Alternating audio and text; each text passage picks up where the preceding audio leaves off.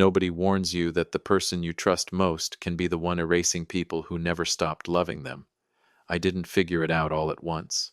It came to me in pieces, small things I kept excusing, because I was 62 years old, recently remarried to life after a decade alone, and happier than I'd let myself be in years. Her name was Danielle, and for 16 months, I believed she was the last good thing coming my way. But let me back up. Folks who know me call me Walter Grady. I spent 31 years running an HVAC and mechanical contracting company out of Tulsa, Oklahoma, the kind of business you build with your hands and your word, not a business degree. My late wife, Carol, passed 6 years ago, cancer. Slow and cruel, and after the funeral, I figured that part of my life was over. I had my daughter, Beth, my two grandkids, my Sunday breakfast crew at the diner on 21st Street, and I told myself that was plenty. Then I met Danielle at a charity fundraiser for the Children's Hospital, of all places. She was 48, sharp, funny, ran a boutique event planning company downtown. She listened to my terrible jokes about compressors and refrigerant lines like they were the funniest things she'd ever heard, and something in me that had been sitting quiet for 6 years woke back up. My daughter met her within a month. My grandkids adored her. Beth pulled me aside after the second dinner and said, "Dad, I haven't seen you laugh like that since Mom." That's not a small thing to hear. I proposed on the deck of a lake house up at Grand Lake, 9 months in, a July evening with the water gone gold under the sunset. She said yes before I'd even gotten both knees down. My daughter cried on the phone. My grandson asked if he could be the ring bearer even though he was 14 and thought himself too old for that kind of thing. I want you to understand I was not a man who fell easily anymore. I'd buried a wife. I knew what love cost. And I let myself believe this was a second chance I hadn't earned but was getting anyway. Welcome, by the way, if you're new here. Grab your coffee, settle in, because this one's going to take you somewhere you don't expect. Drop a comment and tell me where you're tuning in from tonight. I read every one of them. Here's the thing you need to understand about Danielle before anything else. She wasn't cold. She wasn't guarded in the way you'd expect from somebody hiding something. She was warm, generous, the kind of woman who remembered your barista's name. So when the subject of her family came up, and it came up early, because in my family we don't wait around to ask her answer, didn't feel like a warning sign. It felt like a wound. My parents and I don't speak, she told me one night on her porch in Broken Arrow, about 2 months in. There was a citronella candle between us, and she wouldn't quite meet my eyes. They were hard people, my father especially, controlling. I had to put states between us just to become a person. She said she'd even stopped using her maiden name professionally, gone by her middle name, Danielle Rose instead of Danielle Kowalczyk, just so clients couldn't find a way back to that family through a search engine. They won't be at the wedding, she said. I need you to be okay with that. I told her I was okay with it, and I meant it, because I trusted her and she'd given me no reason not to. What I hadn't accounted for was my daughter. Not that Beth was hostile to Danielle, far from it. She adored her. But Beth is my late wife's daughter through and through. And Carol raised her to believe you find out where a person comes from before you let them all the way into your life. It's not judgment, it's just how we were built. And by month 10 of the engagement, the silence around Danielle's family had started to make a certain kind of noise in our house. It came to a head on a Sunday in early October. We do dinner at my place every week, non-negotiable. The way Carol set it up 30-some years ago, and I never stopped. My son-in-law Marcus was carving a brisket. My grandkids were arguing about a video game. Danielle was there, same as always, and everything was fine until my brother Frank, who has never once in 65 years read a room, set down his fork and looked straight at her. "Danielle, honey, I gotta ask you something. Where's your people at? Nobody's ever met a single one of them." The table went quiet the way it does when somebody finally says the thing everybody's been tiptoeing around. Danielle's smile held, but her eyes flickered. "My parents and I aren't in contact, Frank." I mentioned that. "I know you mentioned it. I'm asking about it." Frank wasn't trying to be cruel. That's just Frank. In our family, you don't marry into a name you've never once heard called out loud at a table. "Frank," I said, one low word, and he picked his fork back up. But the thing was out there now, and no amount of brisket was putting it away. Later, after Danielle had gone home, my daughter found me doing dishes in the kitchen. She poured herself 2 fingers of Carol's old bourbon, which she only does when something's sitting heavy on her. "She's a good woman, Dad," Beth said. Not a question. A statement she needed to believe. "She is," I said. "I believe that." Beth nodded slowly. "But we're going to stand up in a church. We're going to make promises in front of God and everybody who ever mattered to us. And we're going to do it without ever laying eyes on a single person who raised her." She set the glass down. "Her parents are toxic. I hear you. I believe her too. But toxic people still exist somewhere, Dad. They've got an address." She looked at me hard. "I'm not asking you to fix anything. I'm asking you to know what you're walking into." I didn't say anything back. She squeezed my shoulder and went to check on the kids. I stood in that kitchen a long while after. But here's what I need you to understand: I still wasn't suspicious of Danielle. Not really. If anything, I was worried about myself. Because the thought I couldn't shake, the one that kept circling back on the drive home, was this. What if her parents looked at a 62-year-old widower with grease still under his fingernails some days and decided I wasn't what they'd wanted for their daughter? Danielle moved in circles. I didn't. The Tulsa Arts Council, gallery openings, dinners where people discussed wine regions I'd never heard of. Her house looked like something out of a magazine. What if her family was the same, and once they laid eyes on me, something in Danielle's face changed too? That was my real fear, driving north the next Saturday morning. Not that I'd uncover a lie. That I'd meet people intimidating enough to make me feel, at 62, like I still wasn't good enough. Finding her parents didn't take a private investigator. It took paperwork. Danielle managed the leasing on a small strip of retail units my company had done HVAC work on for years, and with the wedding coming, our accountant needed her signature on an updated vendor agreement for tax purposes. It landed on my desk on a Thursday afternoon. I glanced down at the government ID she'd uploaded to the portal. Danielle Rose Kowalczyk. Not Rose, Kowalczyk. Out of nothing but curiosity, I ran a quick property search under that name. Took 2 minutes. Turned up an old voter registration record, a Facebook page that hadn't been touched since something like 2011, and a home address on Sycamore Lane in Bartlesville, about an hour and 10 minutes north up Highway 75. I told Danielle I had a job site to check on Saturday morning. She kissed me goodbye without looking up from her laptop. The whole drive up, I ran through introductions in my head, dreading the moment somebody opened that door and looked at me like I wasn't what they'd pictured. I pulled into Bartlesville a little before 10. GPS took me into a neighborhood of modest brick ranch homes, mowed lawns, a flag on nearly every porch, the kind of block where people still wave from their driveways.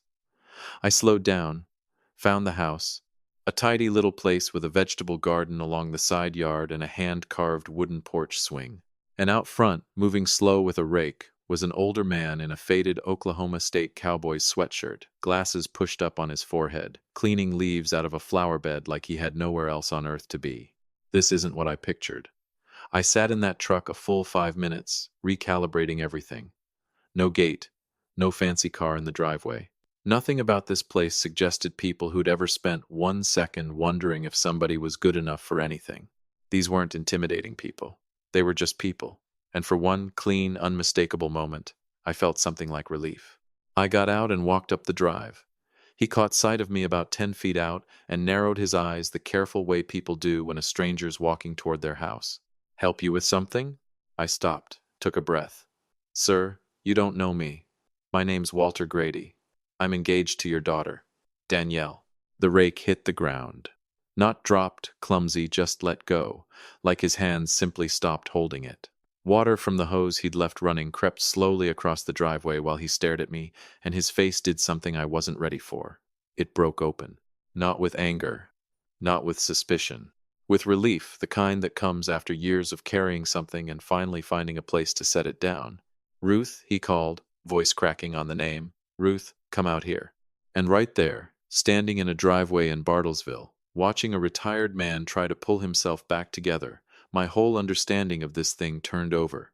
Inside that house, everything I thought I knew about Danielle started coming apart, quiet and methodical, over coffee I hadn't asked for and a plate of oatmeal cookies Ruth set down with shaking hands. The place was clean, modest, and full of Danielle. School photos. A prom picture on the mantel. A college graduation portrait with Frank No, with her father, Ed and Ruth standing on either side of her, beaming. These weren't the faces of abusive people.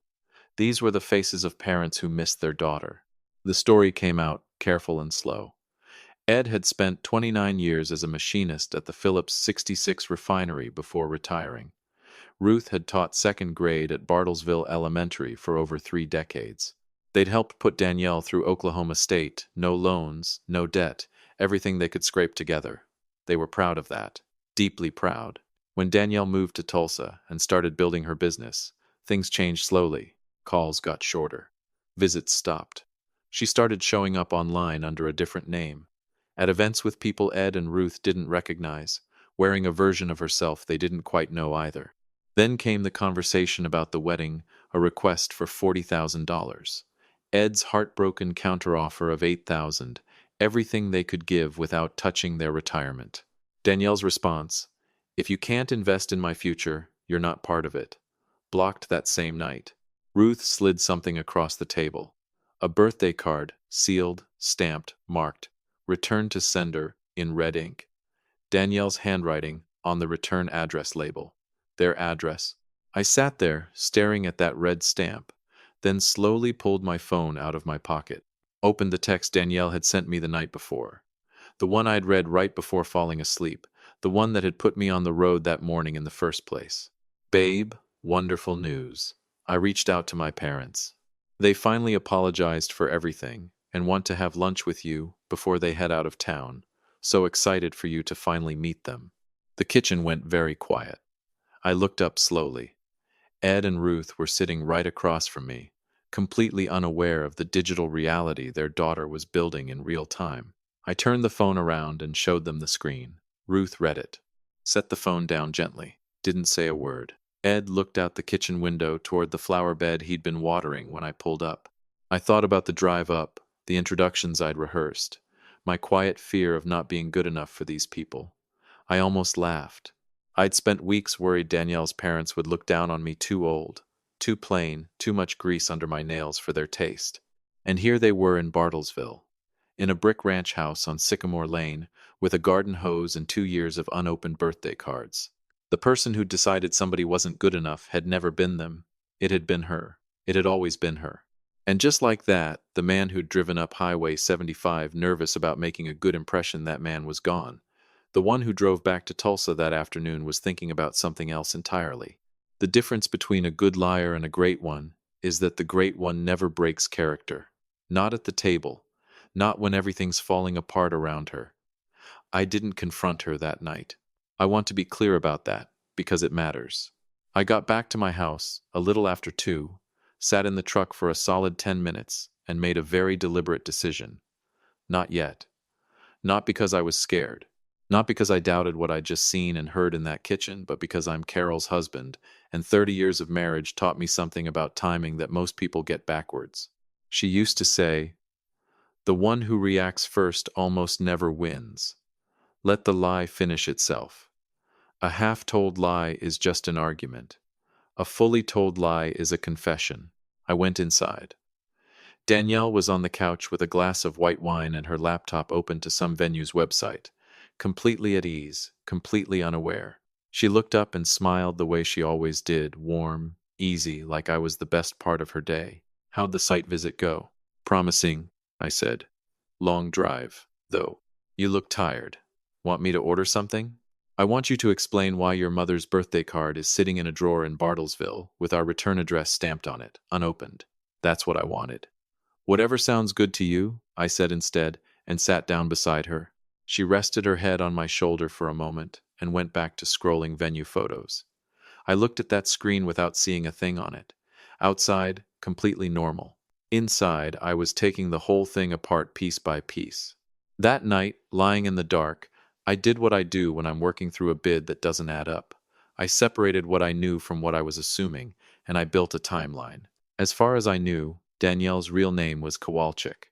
Her parents were Ed and Ruth, alive, present, and heartbroken, up in Bartlesville. They hadn't been abusive. Nothing in that house, not one photo, not one word from either of them suggested anything close to what she'd described to me. They'd offered $8,000 toward the wedding, gotten told it wasn't enough, and gotten erased that same night. And as far as I knew, Danielle had texted me while sitting inside her parents' kitchen, no, while I was sitting there, not her to tell me those same parents wanted to meet me for lunch. Which meant she was already building the next floor of the lie. Which meant there was a next floor. Which meant somebody was waiting to be brought to that lunch. Who? That was the question I fell asleep chasing. I didn't have to wait long for an answer. Over the next few days, I paid attention differently. Not suspiciously, I was careful about that. I didn't check her phone. I didn't follow her anywhere. I just listened. The way you listen once you finally understand that every conversation's been running on two levels the whole time, and you've only ever been hearing one of them. I noticed she'd started mentioning her boss more than usual, a man named Preston Vance. Preston thinks the Whitfield account might close early. Somebody named Carol Vance, no relation to my Carol, God rest her, had apparently been at the same fundraiser where we met. Small mentions, nothing alarming, the kind of thing a person drops into conversation when they're trying to get someone comfortable with a name before that name becomes important. She was getting me used to them. Had been for weeks. I'd never once noticed. Preston Vance. I looked him up from my office Tuesday morning, door shut. Senior partner at a private wealth management firm downtown. His photo on the company website showed a silver-haired man in his late 50s, with the kind of ease that only comes from decades of never having to explain himself to anybody. His wife, Carol Vance, turned up in a society photo from a gala 2 years back. Polished, elegant, the full picture. A wealthy, respectable couple.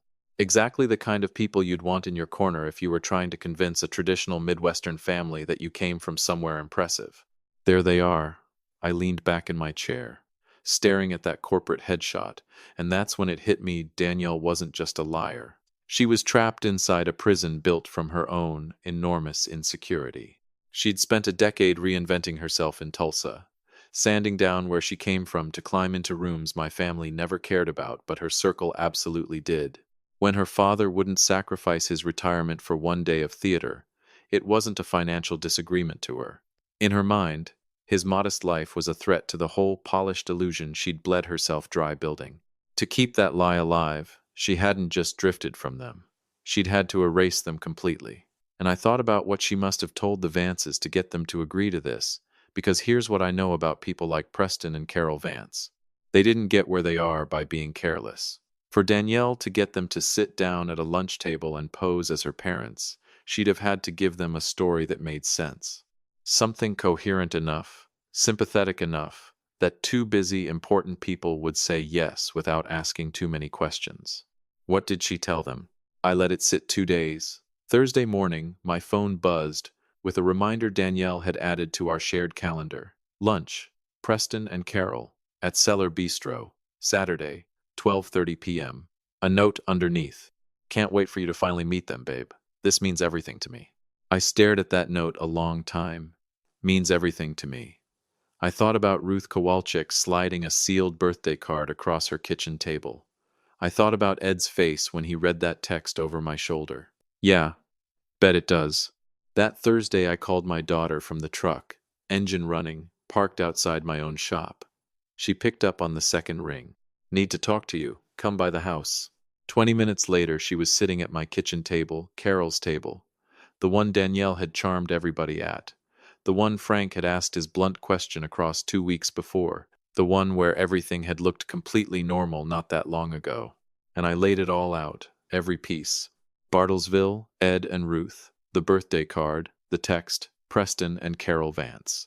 Beth sat across from me with her hands folded and listened without interrupting once. When I finished, the kitchen went quiet a moment. Then she said, "What do you need?" 4 words. That's all. No lecture. No, I told you so. I need to get through this lunch, I said. Then I need to build something bigger. Beth nodded slowly. And the Kowalczyks? I'm going back up to Bartlesville after the lunch. I want to know if they're willing to be part of what comes next. What comes next? A dinner, I said. A real one. The right people in the room. Another pause. Then Beth stood up, straightened her sweater, and said, I'll call Marcus about the restaurant. That was the whole conversation. My brother Frank's reaction was a little less contained. He'd been in the next room the whole time, which in our family doesn't count as eavesdropping, that's just called being present. He came in, arms crossed, wearing an expression I can only describe as the specific fury of a man who fed somebody brisket in his own home and got lied to for it. "That poor family up in Bartlesville," he said. "I know him practically," hearing this. "I know, Frank."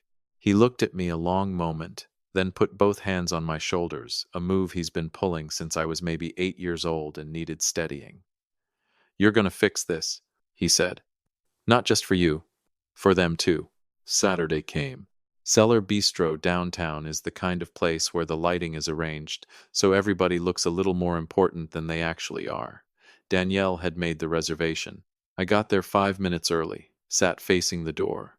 They arrived together, Danielle in the middle, one hand tucked into Preston Vance's arm, Carol on her other side. Danielle was glowing. Preston moved like a man who'd never once questioned whether he belonged somewhere. Carol was all polite smiles and careful posture. I stood when they reached the table. Big smile, firm handshake. "Heard a great deal about the two of you," I said. I hadn't heard a thing, because as far as I could tell, they hadn't existed in this role until about a week ago.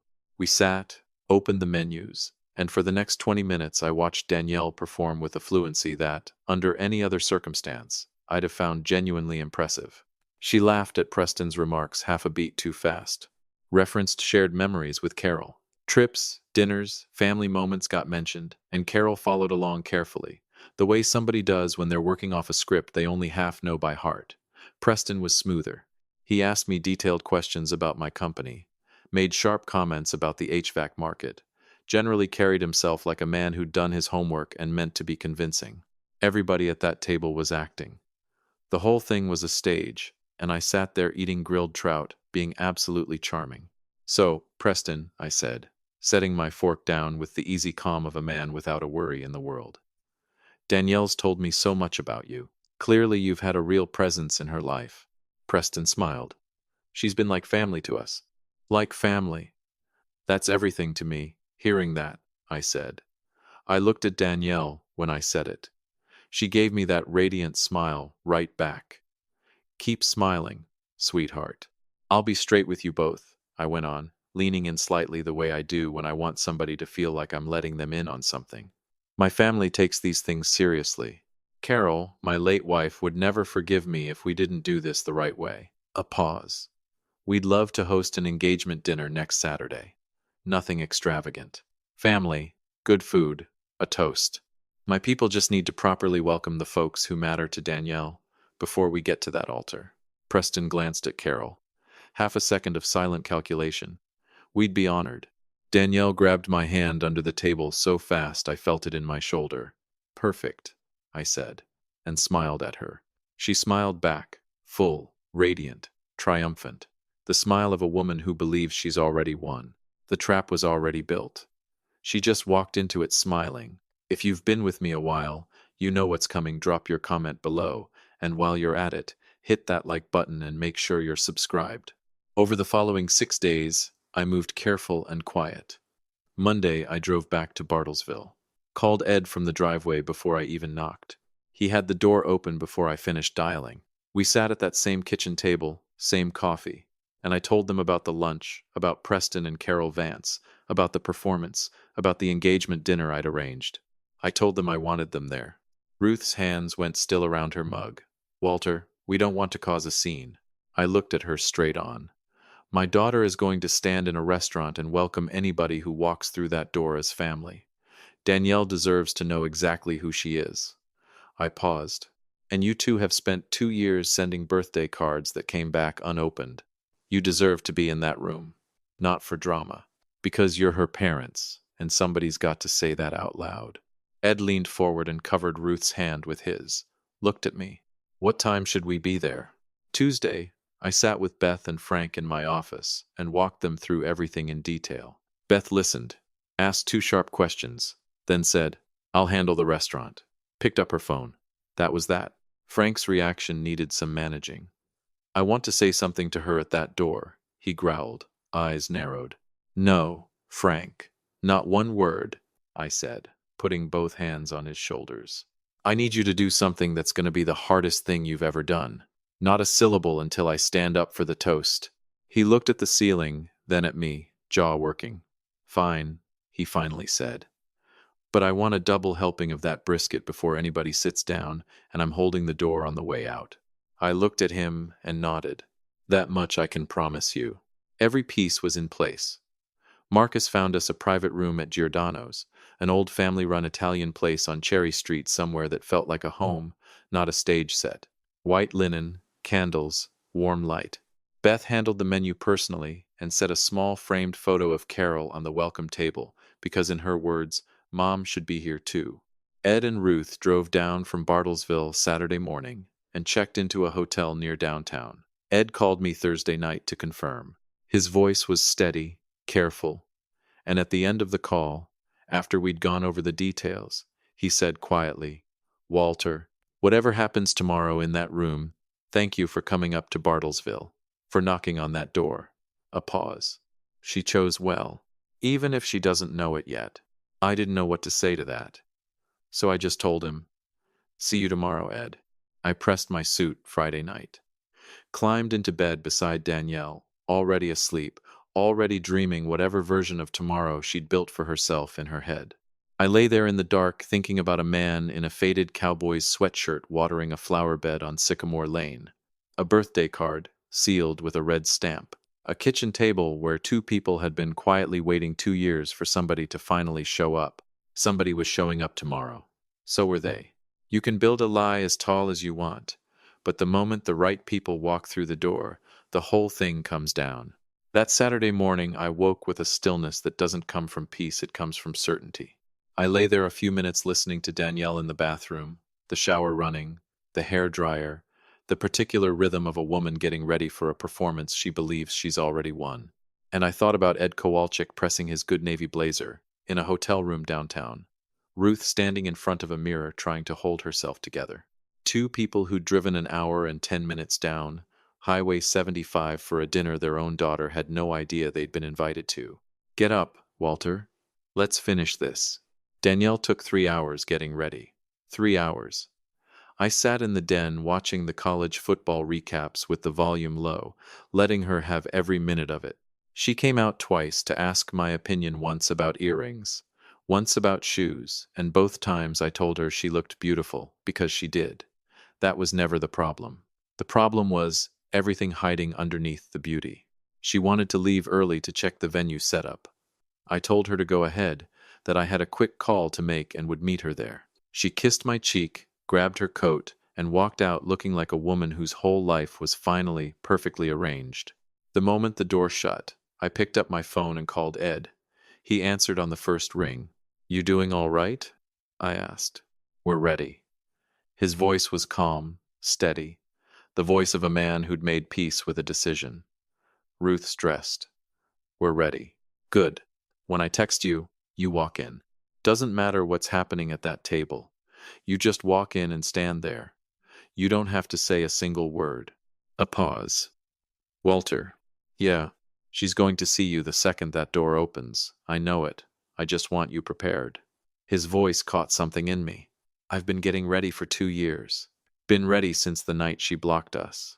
Been ready every birthday that passed without a call. Another pause, shorter. We'll be there. I held the phone a second after he hung up. Then I put my jacket on, checked my inside pocket for the ring, and walked out the door. Giordano's on a Saturday night is exactly what it should be. Warm, familiar garlic and rosemary meeting you at the door like an old friend. But the private room in back runs on a different frequency. Quieter, deliberate. White linen, low light, round tables arranged so everybody could see everybody else. Beth had been there since 4. When I walked in at 6:30, she was adjusting the centerpiece flowers with the focused energy of a woman who understands that the details of a room tell people exactly how seriously you're taking this. She looked up when I came in and studied my face the way she's done since she was old enough to know when I was hiding something. You okay? I'm okay, sweetheart. You sure? I'm sure. She crossed the room and put both hands on my face, looking at me a long moment. Your mother, she said quietly, used to say the truth always finds the most inconvenient moment to show up, even when nobody invited it. She straightened my collar. Let it happen tonight, Dad. I nearly lost it right there. Frank stood near the bar in his good gray suit, talking to Marcus, calm as still water. He caught my eye and gave one slow nod. Everything's ready. The room's set. Do what you came to do. My grandson Tyler sat at a side table with a plate of garlic bread and the concentrated expression of a boy carrying out a solemn duty. He pointed at the plate, then at me.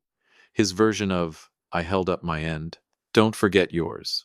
I almost smiled. They arrived at 7. I heard Danielle's laugh in the hallway. Before the door even opened, that particular social laugh, half a note higher than her real one. The one she uses when she wants a room to feel like a party before she's even walked into it. She came in first. Deep green dress, hair done just so, every detail perfect. Preston Vance followed, silver-haired, expensive suit, moving with the natural authority of a man who's never once doubted his right to be anywhere. Carol beside him, elegant, pearls at her collarbone.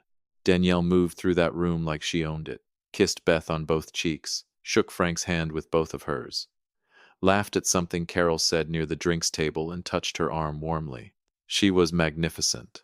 Genuinely, frighteningly magnificent. When she reached my side, she slipped her arm through mine and leaned in. This is perfect, she whispered. Your family is wonderful. This is everything I wanted. I know, I said. That's why I did it. She heard a compliment. I meant something else entirely. We sat. The food came: roasted chicken, fresh pasta, bread pulled warm from the oven, the table filled with the easy noise of a real family dinner. Preston was gracious, asked Frank about his old construction days with what looked like genuine interest. Carol complimented Beth on the restaurant choice, and Beth accepted it kindly while privately thinking things I'll never fully know. Danielle was glowing, relaxed, victorious. I ate, laughed in the right places, refilled glasses, asked questions, looked for all the world like a man thoroughly enjoying a family dinner. My phone sat face down in my jacket pocket. I had one text left to send. I was waiting on the moment. That moment came at 7:48, in the short lull between the main course and dessert. The table was warm, the wine was flowing, and Danielle was laughing at something Preston had said. I pulled out my phone and typed one word to Ed. Then I stood. Tapped my fork against my glass, that clean, clear sound that tells a room, stop, listen. The table went still. Danielle looked up at me with that full, radiant smile, the smile of a woman who thinks the next 60 seconds are going to be a toast about how much I love her. I let the silence sit a beat longer than felt comfortable. I want to thank everybody for being here tonight. My voice was calm, even. In my family, an evening like this isn't just a nice dinner. It's a statement. It says these people are real. These people matter. We don't say that lightly. I looked slowly around the table.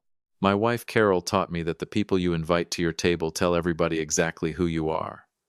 A pause. So tonight, I wanted to make sure we had the right people in this room. I glanced toward the manager standing near the back wall. He'd been briefed. He knew his cue. He walked to the side door and opened it, and Ed and Ruth Kowalczyk walked in.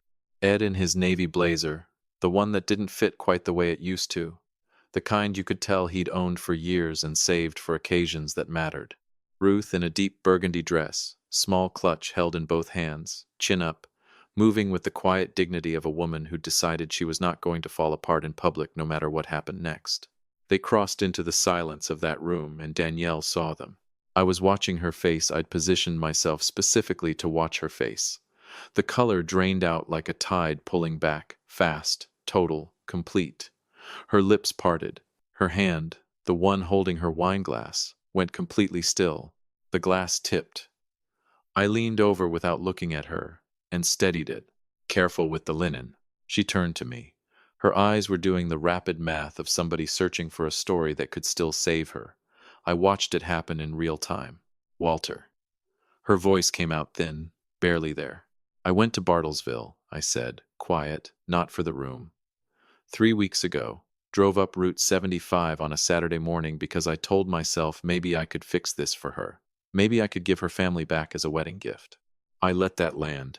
Found a man watering his flower bed on Sycamore Lane in a cowboy's sweatshirt. Told him my name and he dropped the hose he was holding. The air in that room had gone thin. Danielle, your father worked 29 years at that refinery. Your mother taught second grade most of your childhood. They put you through Oklahoma State without you carrying a dollar of debt because they wanted you to have everything. My voice stayed level, steady. They offered you $8,000 from their retirement, and you told them if they couldn't fund your life, they didn't exist in it. Her mouth opened. You don't understand everything that happened. I said it quietly, like a door closing. I saw your school pictures on their refrigerator. I held the birthday card you mailed to our address, still sealed. And while I was sitting in their kitchen, you texted me to tell me your parents had apologized and wanted to meet me for lunch. I turned to Preston and Carol Vance. Carol had both hands flat on the table in front of her, face gone completely pale. Preston had gone still as stone. Preston, Carol. My voice shifted, quiet and respectful.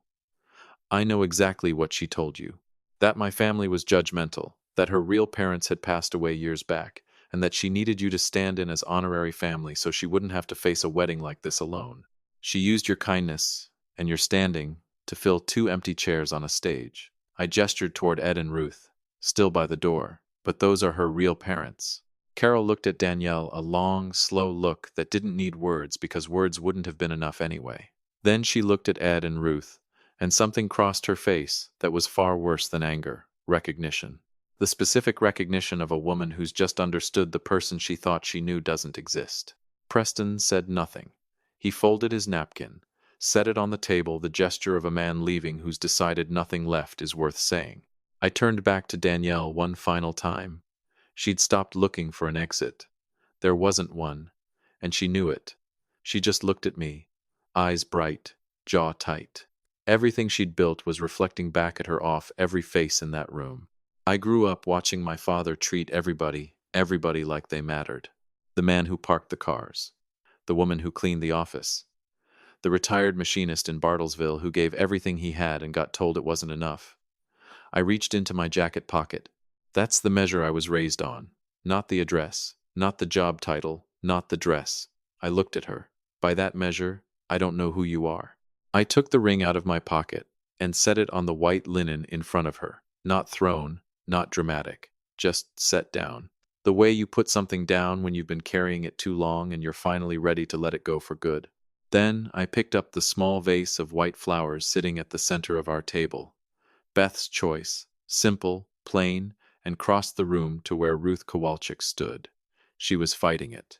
You could see the effort in her jaw, her shoulders, the careful, shallow way she was breathing, the way people breathe when they're holding something enormous and can't afford to drop it in public. I held the flowers out to her. She looked at them, looked at me, and broke completely. Not a cry, a whisper of one, the kind that comes after 2 years of held-back grief finally finding somewhere to land. Ed had his arm around her before the first sound even reached us. His jaw was tight, eyes wet, chin steady. He pulled her close and looked at me over the top of her head. Then he did something I wasn't expecting. He stepped forward, one step. Ruth still tucked under his arm, and he held out his free hand. I shook it. He gripped hard, the grip of a man saying something his voice still couldn't manage. I held it a moment, then stepped back. My daughter was beside me. I hadn't noticed her move. Beth appears when it counts. That's just who she is. She looked at Ed a moment, then stepped forward and offered her own hand. I'm Beth, she said. We should have met you a long time ago. I'm sorry. Ed shook it, swallowed once. Ed, a breath. Thank you for raising a man like this. Beth glanced at me sideways. Just a second, just long enough. In 6 years since her mother passed, I hadn't seen her look that proud. Frank didn't shake Ruth's hand. He pulled her into a full hug, both arms, immediate, unconditional, the way our family hugs people who need holding. Ruth held on. The flowers stayed clutched in her hand the whole time. We walked out together, Frank, Beth, and the Kowalczyks. Beth's arm was linked through Ruth's. Frank and Ed walked side by side with the quiet ease of two men who'd just recognized something worthwhile in each other. Tyler held doors. Marcus brought up the rear. At the front door, Marcus paused, turned around once. I looked back too, Danielle was sitting alone at the center of that table in her perfect dress, in her perfectly built life, the ring on the linen in front of her, the flowers gone from the centerpiece. Preston and Carol Vance stood near the back of the room. Carol already had her coat on. Preston had a hand at her back, and neither one looked at Danielle as they made their way to the door. Her friends, the polished circle she'd built, performed for, constructed an entire second life around, sat frozen in their chairs with the particular discomfort of people who've just witnessed something they won't forget and don't know what to do with their hands. Nobody went to her. Nobody pulled her aside. Nobody offered a version of events that made her look better. Nobody played the part she needed because there weren't any parts left to play. The whole cast had walked out. She just sat there, finally, irreversibly, seen for exactly what she was.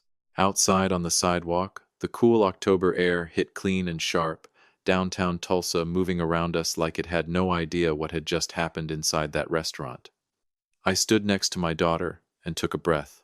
She put her hand on the back of my neck, something she's done since she was small. She didn't say anything for a moment. Then, Mom would have done exactly the same thing. That was it. That was all she said. Across the sidewalk, Ed Kowalczyk stood looking out at the Tulsa skyline, Ruth tucked under his arm, white flowers still in her hands. Both of them breathing in that same clean autumn air, like people who'd just gotten back something they'd stopped believing they'd ever see again. Ed caught me watching. He gave one nod. Not thanks, something there wasn't quite a word for. I nodded back. Some deals you close for profit. Some you close because there's no version of yourself you can live with if you walk away from that table. That night, I closed the most important deal of my life, and I didn't make a dime on it. Some people lie to erase the ones who loved them best. Danielle built an entire life on that eraser. And on one October Saturday, in the back room of an old Italian restaurant on Cherry Street, every floor of it came down at once. If this story got to you, hit that like button, subscribe, and drop a comment telling me where you're watching from tonight. See you in the next one.